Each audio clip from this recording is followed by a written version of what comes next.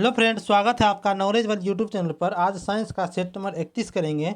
उससे पहले जो भी दोस्त चैनल पर नए हैं वो चैनल को सब्सक्राइब कर लें तथा अपने दोस्तों में भी शेयर कर लें, तथा जो भी दोस्त पिछला वीडियो नहीं देखे हैं वो चैनल के प्लेलिस्ट में जा के सारा पिछला वीडियो को देख लें। तथा इसका PDF जो है हमारे टेलीग्राम चैनल पर अपलोड कर दिया गया है। टेलीग्राम चैनल का लिंक इस वीडियो के डिस्क्रिप्शन में तथा कमेंट बॉक्स में पिन कर दिया गया है। चलिए आज के पहला प्रश्न को देखते हैं। देखिए, आज का पहला प्रश्न है कि डी ब्लॉक के तत्व किसमें पाए जाते हैं। ठीक ना। देखिए, डी ब्लॉक के तत्व किसमें पाए जाते हैं, किस समूह में। तो देखिए इसके लिए पीरियोडिक टेबल देखते हैं। देखिए पीरियोडिक टेबल में क्या है कि ये होता है आपको एस ब्लॉक, ये हो गया पी ब्लॉक, ये हो गया डी ब्लॉक और नीचे वाला होता है एफ ब्लॉक। ठीक ना। आप देखिए डी ब्लॉक के बारे में हमें पूछा है तो डी ब्लॉक में देखिए डी ब्लॉक जो है ये 2 और 13 के बीच में पा गया। वर्ग दो यहाँ है और वर्ग 13 है, उसके बीच में ये भाग पाया गया जो कि डी ब्लॉक है। ठीक, वर्ग 13 के बीच में। और कौन कौन सा है ये तो 3 और 12, 3 से लेकर के 12 तक क्या है, डी ब्लॉक है। ठीक है ना। अब चलिए ऑप्शन को देखते हैं, ऑप्शन क्या कहता है। देखिए ऑप्शन है केवल 18वें समूह में नहीं, 18वां समूह में तो चला जाएगा पी ब्लॉक चला जाएगा। ठीक ना। 8वें समूह में ये भी नहीं होगा, 9वें समूह भी नहीं होगा, लेकिन दूसरे से लेकर के 13वां के बीच में डी ब्लॉक रहता है और 13 से 12 भी डी ब्लॉक ही है, जो कि ऑप्शन नंबर डी इसका सही उत्तर हो जाएगा। चलिए अगला प्रश्न है। अगला प्रश्न कहता है कि आधुनिक आवर्त सारणी में आवर्त डैश में जो है लेंथेनाइड और एक्टिनाइड होते हैं। लेंथेनाइड और एक्टिनाइड श्रेणी किस आवर्त में होते हैं। ठीक है। देखिए आप पीरियोडिक टेबल देखते हैं। देखिए एफ ब्लॉक जो होता है, एफ ब्लॉक का जो ये ऊपर वाला हो गया लेंथेनाइड और नीचे वाला हो गया एक्टिनाइड श्रेणी। ठीक है। देखिए ये किससे निकाला गया है। यहाँ देखिए 57 से 71 होता है आपको लेंथेनाइड और 89 से 103 होता है आपको एक्टिनाइड होता है। ठीक ना। लेकिन जो यहाँ जो किस आवर्त से निकाला गया तो छठा और सातवां आवर्त से, छठा आवर्त से लेंथेनाइड और सातवां आवर्त से एक्टिनाइड को निकाला गया। ठीक, देखिए प्रश्न को देखते हैं आप। प्रश्न में क्या करें, आधुनिक सारणी में आवर्त डैश में लेंथेनाइड और एक्टिनाइड रखते हैं। किस आवर्त में लेंथेनाइड रहते हैं, लेंथेनाइड किस आवर्त में रहते हैं, छठा आवर्त में और एक्टिनाइड सातवां आवर्त में। ठीक, तो इसका उत्तर हो जाएगा ऑप्शन नंबर डी 6 और 7। चलिए अगला प्रश्न है कि एक तत्व का इलेक्ट्रॉनिक विन्यास 282 है तो यह आधुनिक आवर्त सारणी में डैश समूह में किस समूह में है। ठीक ना। देखिए किसी भी तत्व का अगर इलेक्ट्रॉनिक विन्यास हमें दिया रहेगा, जैसे इलेक्ट्रॉनिक विन्यास दिया है इसमें 2, 8 और 2, क्या दिया हुआ है 2, 8 और 2 दिया हुआ है इलेक्ट्रॉनिक विन्यास। ठीक, इसका अगर हमसे आवर्त पूछेगा तो ये हो गया तीसरा आवर्त में, और बाह्यतम कक्षा यानी संयोजी इलेक्ट्रॉन जो होगा मतलब 2, ये हो गया ये इसको वर्ग को बताता है। ठीक ना, ये इसको वर्ग को बताता है। ठीक, तो इसमें क्या हो गया कि ये दूसरा वर्ग में हो जाएगा। हमसे आप क्या पूछा, आवर्त सारणी में डैश समूह है यानी समूह को ही वर्ग कहते हैं, ये दूसरा वर्ग में हो गया जो कि ऑप्शन नंबर डी में दिया हुआ है। ठीक, चलिए अगला प्रश्न है।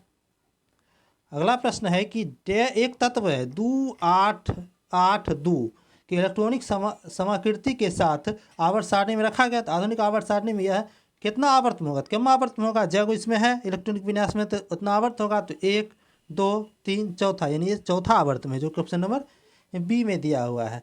चलिए अगला प्रश्न है। अगला प्रश्न है कि इलेक्ट्रॉनिक विन्यास 288 वाले एक तत्व आधुनिक आवर्त सारणी के डैश समूह में रखा जाता है। ठीक है ना। देखिए 8 जो होता है जिसका संयोजी इलेक्ट्रॉन 8 होता है, यानी बाह्यतम कक्षा में 8 इलेक्ट्रॉन होता है, वो सारे क्या होता है, ओक्रिया गैस होता है। ठीक, वो सारा होता है आपको ओक्रिया गैस, और ओक्रिया गैस जो है ये 18वें समूह में रखा है, यानी 18वां वर्ग में रखा गया है, जो कि ऑप्शन नंबर सी में दिया हुआ है। चलिए अगला प्रश्न है कि डैश तत्वों में सबसे बड़ा परमाणु होता है। इस सब में से कौन सा तत्व है जिसका कि परमाणु सबसे बड़ा होता है। ठीक है ना। इसके लिए आपको देखिएगा कि क्या होता है कि जब हम आवर्त में जो है बाएं से दाएं जाते हैं तो इसमें क्या होता है, इसका परमाणु का आकार क्या होता है, आकार इसमें घटता है। परमाणु का आकार इसमें घटता है। परमाणु का आकार क्या होता है, घटता है। जब हम वर्ग में ऊपर से नीचे जाते हैं तो परमाणु का आकार बढ़ता है। ठीक, अब देखिए सबका स्थान देख लेते हैं। हाइड्रोजन कहाँ है, तो हाइड्रोजन यहाँ है। ऑक्सीजन कहाँ है, तो ऑक्सीजन देखिए यहाँ है। लिथियम, लिथियम देखिए यहाँ है। हाँ लिथियम यहाँ हो गया। और देखिए इस तत्व में सबसे बड़ा परमाणु किसका होगा? जो नीचे की ओर होगा, यानी कि इधर गया तो इधर से हम इधर जाते हैं, मतलब कि बाएं से दाएं की ओर जाते हैं, तो क्या होता है, इसका आकार घटता है। इधर का तो आकार छोटा ही हो जाएगा, ये दोनों तो नहीं होगा। क्या आप देखिए, इधर है तो इधर यहाँ से फिर नीचे जाते हैं तो इसका आकार क्या होता है, बढ़ता है। लेकिन ऊपर वाला तो है, इसका छोटा ही होगा लिथियम से, जो कि ये भी नहीं होगा। तो इसका उत्तर हो जाएगा ऑप्शन नंबर सी, लिथियम। चलिए अगला प्रश्न है कि पोटेशियम की परमाणु त्रिज्या सोडियम से डैश है, मतलब सोडियम से अधिक है या कम है पोटेशियम की। देखिए पोटेशियम और सोडियम को खोजते हैं, कहाँ है, देखिए पोटेशियम देखिए सोडियम यहाँ हो गया और पोटेशियम उसके जस्ट नीचे है। ठीक, अब देखिए इसमें परमाणु त्रिज्या किसका ज़्यादा होगा, कि ऊपर से नीचे जाने पर परमाणु त्रिज्या या आकार क्या होता है, बढ़ता है वर्ग में। ठीक, तो नीचे यानी पोटेशियम का परमाणु त्रिज्या ज़्यादा होगा सोडियम की अपेक्षा। ठीक ना, यहाँ क्या करा है, पोटेशियम परमाणु त्रिज्या सोडियम की अपेक्षा क्या होगा, तो अधिक होगा, जो कि ऑप्शन नंबर बी में दिया हुआ है। चलिए अगला प्रश्न है कि आवर्त सारणी में एल्युमिनियम विकर्णतः डैश से संबंधित होती है। देखिए विकर्णता समूह जो है मात्र 2 ही आवर्त बनाता है। ठीक है ना, वो केवल 2 आवर्त ही जो है विकर्णता समूह बनाता है। ठीक है, उसमें जो है एक दूसरा आवर्त और तीसरा आवर्त, ये दोनों ही जो है विकर्णता आवर्त बनाता है, और दूसरा कोई भी आवर्त विकर्णता संबंध नहीं बनाता है। अब देखिए दूसरा आवर्त ये हो गया और तीसरा आवर्त ये हो गया। देखिए जैसे यहाँ जो है आपको बेरिलियम है, तो बेरिलियम का विकर्णता एल्युमिनियम बना रहा है, और देखिए मैग्नीशियम का विकर्णता कौन बना रहा है, तो यहाँ बोरोन बना रहा है। ठीक नहीं, देखिए अब हमसे पूछा क्या है कि एल्युमिनियम का विकर्णता कौन बनाता है। देखिए एल्युमिनियम का विकर्णता कौन बना रहा है, तो बेरिलियम बना रहा है, जो कि ऑप्शन नंबर बी में दिया हुआ है। चलिए अगला प्रश्न है कि डैश में मांसपेशियों के लयबद्ध संकुचन से परिणाम स्वरूप बच्चा पैदा होता है। ठीक ना, देखिए मांसपेशियों का लयबद्ध संकुचन किस में होता है, गर्भाशय में होता है, जिससे क्या होता है, बच्चा पैदा होता है। इसका सही उत्तर हो जाएगा ऑप्शन नंबर सी। चलिए अगला प्रश्न है कि उस विधि को क्या कहते हैं जिसके द्वारा गर्भाशय में जो है कॉपर टी रखी जाती है। कॉपर टी किस लिए रखा जाता है, तो गर्भ निरोधन के लिए रखा जाता है। ये किसका हो जाएगा, गर्भ निरोधक में। चलिए अगला प्रश्न है कि नर प्रजनन तंत्र में कौन सा अंग जो मुख्य आनुवंशिकी सामग्री पाई जाती है, कौन सा अंग है इस सभी में से जिसमें कि मुख्य आनुवंशिकी सामग्री पाई जाती है, तो ये पाई जाती है आपको शुक्राणु में, जो कि ऑप्शन नंबर बी में दिया हुआ है। चलिए अगला प्रश्न है कि एक स्टैंडर्ड पर्सनल कंप्यूटर में स्टार्ट मेन्यू क्या है।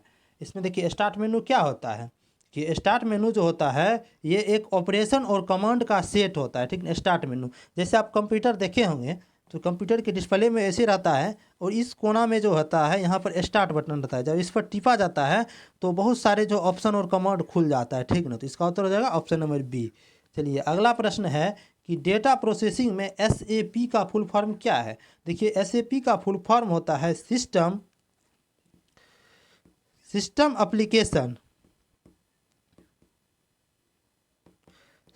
Application and product, DUCT, product हो गया। ठीक, अब देखिए इसमें किस में दिया हुआ, सिस्टम एप्लीकेशन प्रोडक्ट, किसी ऑप्शन नंबर ए में दिया हुआ है।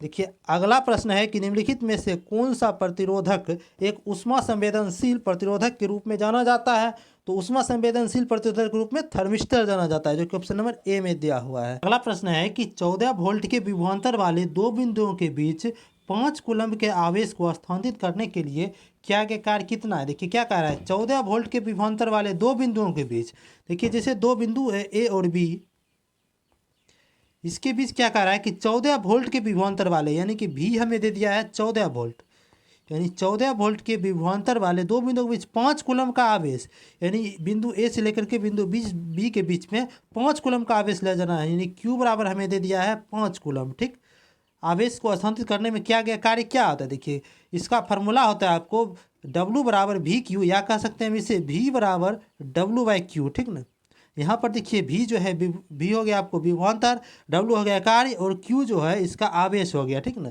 अब यहाँ से हमको कार्य पूछा है तो कार्य बराबर यानी W बराबर हो जाएगा VQ। ठीक, तो W बराबर हमें निकालना है, तो V का मान दिया है हमें 14 और Q का मान दिया है 5, तो 14 पचे कितना हो गया, 70 हो गया। तो इसका उत्तर हो जाएगा ऑप्शन नंबर सी, यानी 70 जूल हो जाएगा, जो कि ऑप्शन नंबर सी में दिया हुआ है। चलिए अगला प्रश्न है, यदि तापमान बढ़ता है तो ध्वनि की गति क्या होती है। देखिए तापमान का जो होता है ध्वनि की गति सीधा समानुपाती होता है। तापमान का जो होता है ध्वनि की गति सीधा समानुपाती होता है, ठीक ना। ध्वनि की चाल जो है ये तापमान का सीधा समानुपाती होता है, ठीक ना। समानुपाती होता है तो इसका मतलब क्या हुआ, जब ध्वनि का जो है मतलब तापमान अगर बढ़ेगा तो ध्वनि का वेग भी बढ़ेगा, तापमान घटेगा तो ध्वनि का वेग भी घटेगा। तो यहाँ क्या कर रहा है, तापमान बढ़ रहा है तो ध्वनि का वेग भी क्या हो जाएगा, बढ़ेगा, जो कि ऑप्शन नंबर डी में दिया हुआ है। कि अगला प्रश्न है कि दिए गए तापमान पर ध्वनि की गति डैश में अधिकतम होती है। देखिए इसमें जो है ध्वनि की गति किस में अधिकतम, देखिए स्टील में जो होता है ध्वनि गति ये होता है आपको 57-90, निकेल में ध्वनि की गति होता है आपको 60-40, निकेल में ध्वनि गति होता है आपको 60-40, ठीक। उसके बाद एल्युमिनियम में ध्वनि होता है 64-20 होता है एल्युमिनियम गति, और आयरन में होता है ध्वनि गति 59-50, ठीक ना। देखिए इस सब में से किस में ध्वनि गति सबसे ज़्यादा है, तो ये एल्युमिनियम में ध्वनि गति सबसे ज़्यादा है। चलिए अगला प्रश्न है कि निम्नलिखित में से कौन सा समूह में शामिल सर्वाधिक ऊष्मारोधी है, मतलब ऊष्मा को कौन ज़्यादा रोकेगा इस सब में से। कि ऑप्शन ए देखते हैं, ऑप्शन ए में है रबर, कांच, प्लास्टिक, एबोनाइड और कपास और तांबा। देखिए यहाँ तक देखिए कपास तक तो ये सब ऊष्मारोधी है, लेकिन एक जो है तांबा ये ऊष्मारोधी नहीं है, ठीक है, तो ये उत्तर नहीं होगा इसका। चलिए अगला है ऑप्शन बी है कि प्लास्टिक, एबोनाइड, कागज, कपास, बेकेलाइट, शुष्क हवा, रबर, ये सब तो ऊष्मारोधी ही है, यही इसका उत्तर हो जाएगा। देखिए अगला प्रश्न है कि कंपन कर रही वस्तु का समय अंतराल अगर 0.04 सेकेंड है तो तरंग की आवृत्ति क्या होगी, ठीक ना। तरंग की आवृत्ति बराबर फार्मूला होता है आपको, 1/आवर्तकाल, 1/आवर्तकाल, ठीक। आवर्तकाल को ही हम समय अंतराल कहते हैं, समय अंतराल यानी आवर्तकाल हमें दे दिया है 0.04 सेकेंड। देखिए आवृत्ति क्या हो जाएगा, तो आवृत्ति हो जाएगा 1/0.04 सेकेंड। आप देखिए इसमें दशमलव को जब ऊपर उड़ाएंगे तो ये ऊपर जाएगा 200 यानी 100 हो जाएगा, 4 से ये कटेगा 25 बार में यानी 25 हर्ज, इसका क्या हो गया आवृत्ति 25 हर्ज हो गया, ठीक। 25 हर्ज इसका आवृत्ति हो गया, जो कि ऑप्शन नंबर बी में दिया हुआ है। चलिए अगला प्रश्न है कि यदि किसी ध्वनि तरंग की आवृत्ति 50 हर्ज है तो इसका आवर्तकाल क्या होगा। देखिए वही फार्मूला पर बनेगा, इसमें सिर्फ आवृत्ति देकर के आवर्तकाल पूछ दिया है, उसमें आवर्तकाल देकर के आवृत्ति पूछा था। तो इसमें देखिए आवृत्ति बराबर फार्मूला अभी तुरंत लिखे थे, आवृत्ति बराबर होता है आपको 1/आवर्तकाल, 1/आवर्तकाल, ठीक। तो तब यहाँ से हम क्या निकाल सकते हैं, आवर्तकाल यानी टी बराबर क्या हो जाएगा 1/n, यानी 1/n को आवृत्ति कहते हैं। ये हमको टी निकालना है तो 1/, हमको n का मान दे दिया 50 हर्ज, तो 1/50 हो गया, ठीक ना। जब इसे हम सॉल्व करेंगे तो यह जाएगा आपको 0.02 सेकेंड आ जाएगा, ठीक, जो कि ऑप्शन नंबर बी में दिया हुआ है। चलिए ये आज का अंतिम प्रश्न था। जो भी दोस्त चैनल पर नए हैं वो चैनल को सब्सक्राइब कर लें तथा अपने दोस्तों में भी शेयर कर दें, तथा जो भी पिछला वीडियो नहीं देखे हैं वो चैनल के प्लेलिस्ट में जाकर के पिछला वीडियो को देख लें, तथा इसका PDF हमारे टेलीग्राम चैनल पर अपलोड कर दिया गया है, जिसका कि लिंक इस वीडियो के डिस्क्रिप्शन में दे दिया गया है। अंत तक बने रहने के लिए धन्यवाद, मिलते हैं अगले वीडियो में।